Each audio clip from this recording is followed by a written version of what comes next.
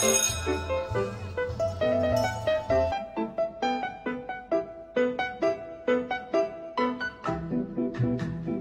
разные писать, тонким перышком тетрадь, учат в школе, учат в школе. Этот новый учебный год встречаем с созданием, где прошел ремонт. У нас красивый фасад. Мы утеплили цоколь здания, низ здания. Будет тепло у нас. Новые окна, двери. У нас 2 новых спортивных, отремонтированных под ключ спортивных зала.